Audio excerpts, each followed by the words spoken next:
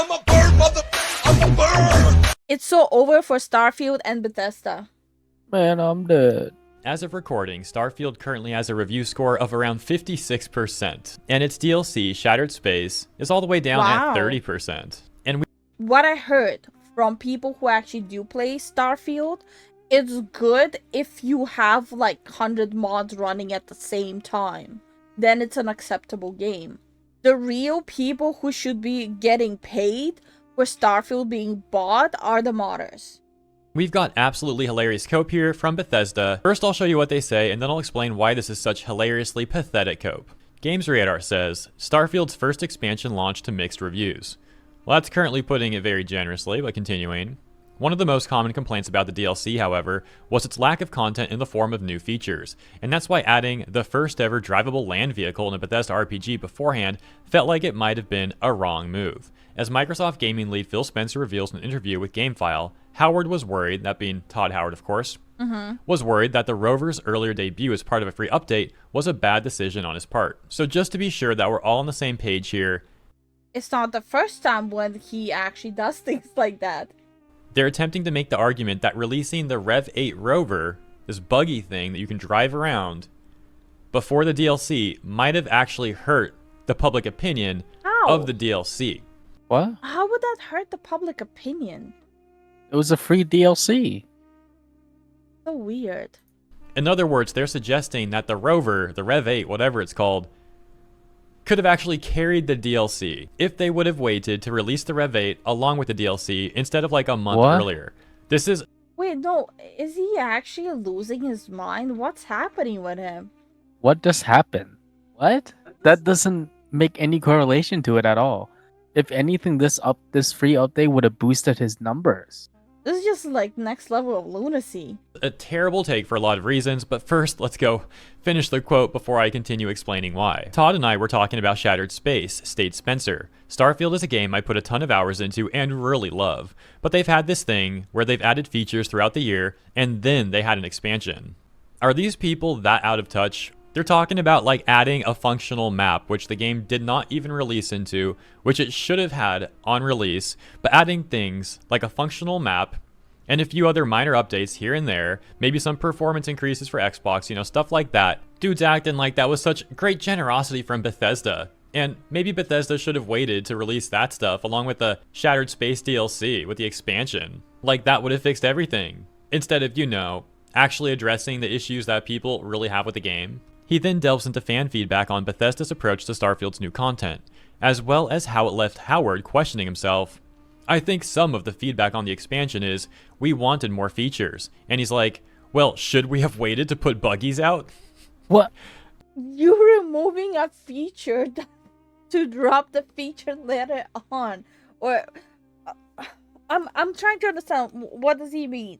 Is it because the DLC lacked more content, so they should have used it to lock it behind the DLC I to don't know. to make it more seem like it's bloated? I feel like I need a roadmap to understand this thinking.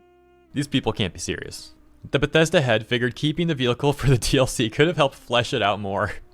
Oh, Spencer No. continues. And so I think you're trying to tune both developer effort and the impact of the expansion, and I think there will always be a balance to managing the game month to month, but not every game will do expansions. Bros, I actually can't believe this is a real quote. I can't believe this dude literally thinks, yeah, the buggies, we should have waited for the buggies. We should have released that with the Shattered Space, and then Shattered Space would have the very positive reviews, maybe great, overwhelmingly positive reviews. Yeah, it's all because the buggy was released a month before the DLC. Leave the No. buggy alone, guy. What? This doesn't make sense. I thought I'm gonna be mad, but this is just funny. This is like a stand-up comedy happening. That's the problem people have with Starfield and Shattered Space.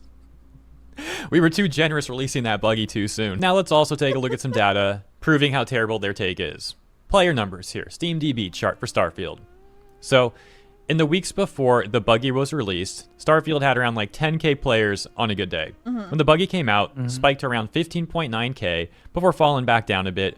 And then Starfield Shattered Space releases on September 30th, and the player count increases to 21.7k. However, that only lasted for a couple of weeks, and then the player count was all the way back down to a number even lower than before the buggy was released. Imagine you release a DLC and you tank your own numbers with the DLC you release.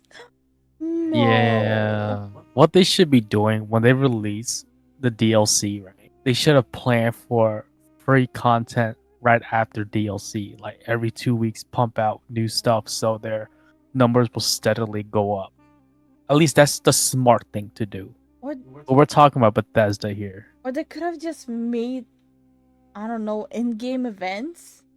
Released. And taking a look at the overall chart, you can see here's around where the buggy was Oh, released, this no. tiny little increase, and then the DLC Ooh. here. And you That's so basically gotta sad. squint. You gotta like The second he went into... Oh my god. And then over time, it just tanked within a month. It went all the way down. And then you can see the bullet right there where the DLC got released and the buggy got released as well. Like it slowly went up and then went straight further down. zoom in. You gotta like get real close to your screen to even notice these quote-unquote increases. Of course, they also mentioned other updates that Starfield has had throughout its lifetime, which most people would probably call minor updates, and you can see that none of this helped the game really. Like the player count has been consistently terrible, as Bethesda is also consistently not addressing the actual issues that most people have with the game. Meanwhile, over on our No Sodium Starfield, which is like the Hive Mind subreddit, you gotta censor anything critical of the game there and only prop the game and Bethesda up. That's how a lot of these specific game subreddits are these days, though. It all has to be just according to what the moderators deem that you can say, and it always has to be extremely over the top positive. In this thread from only 5 days ago, they say, Starfield was a massive mask-off moment for the Bethesda community and gaming community in general. Let me preface this by saying, this is not a hate post. I do not condone any attacks, nor do I wish for this to become a, quote, complaint about complaining, unquote, type post. This is just me recalling my past experience in the Bethesda community and gaming community in general, and how Starfield changed that and revealed some harsh truths, and also how it was in the end a positive thing. Oh great, here comes the Corpo Defense Squad. You know, to reasonable people, the harsh truths that would be referenced here would actually be like, Bethesda's kind of hopeless. Like, I have completely lost hope for the next Elder Scrolls, you know, stuff like that, right? Okay, I'm gonna sound like a lunatic huffing copium, but I'm still hoping that Skyrim, Elder Scroll, is not gonna be a complete flop. Like, I know I'm coping. I know. No one needs to point it out to me. I know I'm coping. But I'm gonna cope, god damn it. But this guy's gonna probably not address any of that stuff. Instead, the harsh truth this person is probably gonna be saying is that the problem is the gamers and the gaming community, and we got a bootleg for Bethesda. They can do no wrong. So the post continues. The OP says, I've been a massive fan of Bethesda games for years, and naturally I became part of the community surrounding those games. And at first it was great. I had a lot of fun finding out all the lore and dev secrets as well as theorizing about them. Slowly but surely, however, I began to notice this mean-spirited attitude towards the developers. And at a certain point, I began wondering if they even like the devs at all, since all I heard is how quote-unquote incompetent and lazy, unquote, they are. But with some research, I discovered that's definitely not the case. What? Yeah, with some research. Okay, buddy. Especially when you consider what they managed to achieve with a relatively small team for a AAA game. And it all came crashing down with the release of Starfield. It just came crashing down. 76 had a justifiably bad reception, but it was mostly a spin-off, and over time, it became a pretty good game. But Starfield? Man, everyone in the Bethesda community and in the gaming community in general went after that game. Yeah, you know, we're talking about a small indie dev studio here for... Crazy. What's next? Bethesda is a small self-published indie company. For a AAA studio, they're so tiny, it's not like Microsoft is funding them either, or anything like that, right? And a lot of the reasons for doing so seemed very shallow and at points untrue.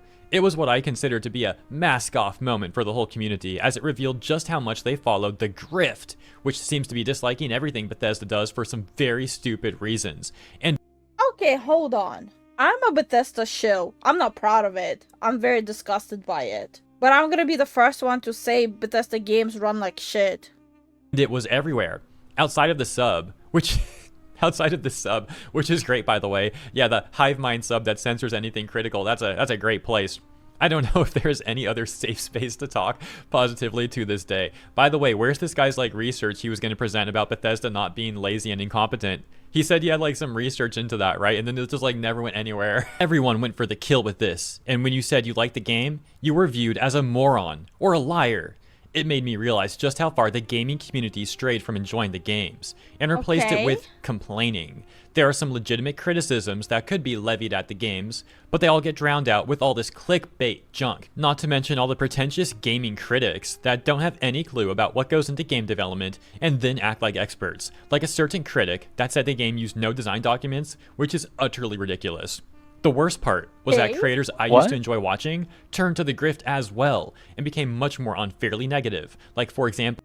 Okay, if you hear so many people who are known for reviewing and talking about games are saying, in masses are saying, that the game is bad, your automatic instinct is, oh, the YouTubers I used to watch are grifters now? All of them?